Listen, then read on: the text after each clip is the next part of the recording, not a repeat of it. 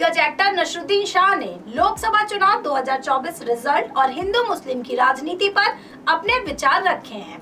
उन्होंने कहा है कि नरेंद्र मोदी पहले व्यक्ति नहीं है जिन्होंने देश में मुस्लिमों के खिलाफ कुछ बोला है। ऐसी राजनीति पहले भी हुई है। उन्होंने कहा कि जिन्होंने छोटी छोटी बातों का मुद्दा बनाया और गलत चीजों पर सबका ध्यान खींचा, अगर वे ऐसा नहीं करते तो कोई मुस्लिम को भटका नहीं सकता था। नसरुद्दीन शाह ने लोकसभा चुनाव में बीजेपी को बहुमत न मिलने पर कहा कि इस पर सबको सोचना चाहिए, इसे सही तरीके से ठीक करने की बात करनी चाहिए। एक्टर ने कहा कि किसी चीज का विरोध करना बेहद आसान है, मगर किसी का समर्थन करना उतना ही मुश्किल।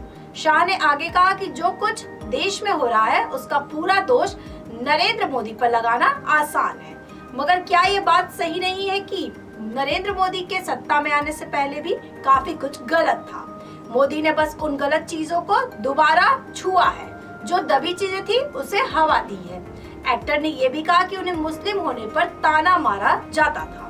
उन्होंने एक इंसिडेंट का जिक्र भी किया जब लोगों ने धर्म के कारण उनके बारे में अनाप शनाप कहा था। एक्टर ने कहा कि मुस्लिम होने पर ताना मारा जाता था, मैं भी दूसरों के धर्म पर तंज कसता था, ये चीजें तो पहले से थी। शाह ने मोदी को बेहद चालाक व्यक्ति भी बताया।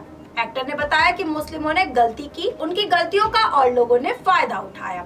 सच तो यह है कि मुस्लिम भी पाक साफ नहीं है। हमेशा मुस्लिमों ने गलत चीजों पर ध्यान दिया। उन्हें जब शिक्षा पर, अपनी कौम के ज्ञान बढ़ाने पर बात करनी चाहिए थी, तब वे हिजाब और सानिया मिर्जा की स्कर्ट की लंबाई पर ध्यान लगाए थे।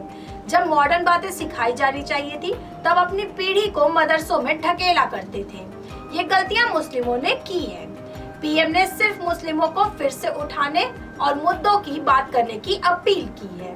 नसरुद्दीन शाह की इस बयानबाजी पर आपकी क्या राय है, हमें कमेंट कर जरूर बताएं और साथ ही हमारे चैनल रफ्तार को फॉलो करना ना भूलें। ऐसे और भी वीडियोस को देखने के लिए अभी फॉलो करें हमारे चैनल रफ्तार को।